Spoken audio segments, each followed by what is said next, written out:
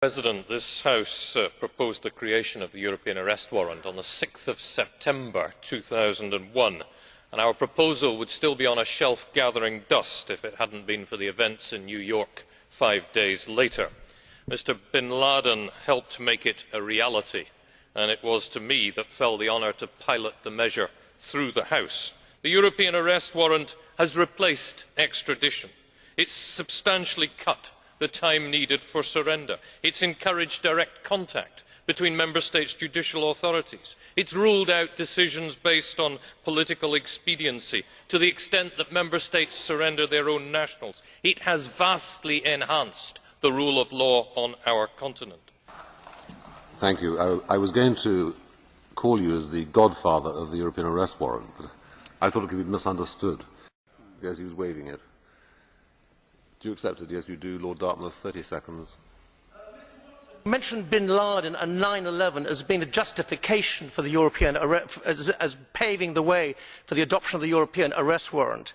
Is it your contention, therefore, that the European Arrest Warrant should be used only against terrorists and murderers and in case of serious violent crimes? President, with permission, I did not give Mr bin Laden as the justification. I said he helped us to speed it up. It was never intended solely to cover terrorist crimes. It was intended to cover all serious crimes. And those who oppose its use are those who effectively oppose the rule of law on our continent and the protection that the European Arrest Warrant gives to our citizens. I speak tonight because, as has been mentioned, two constituents, Michael Turner and Jason McGoldrick, are imprisoned in Unit 2 of the Central Budapest jail in Hungary. They have been imprisoned since November the 3rd. They are yet to be tried. There is in fact no trial date. The terms of imprisonment are burdensome. They are separated and have no contact with each other. They share a small cell with 3 other prisoners. They are confined to their cells 23 hours a day. They are permitted 3 telephone calls and 1 shower a week. They are allowed 1 family visit per month.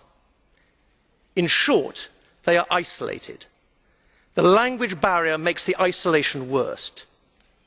They are accused of a white-collar crime.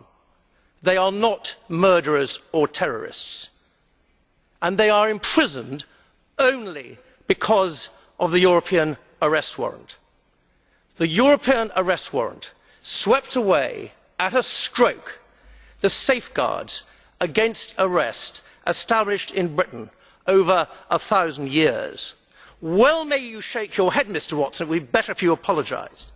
Mistaken identity and identity theft mean that what has happened to Jason and Michael can now also happen to any British citizen at any time.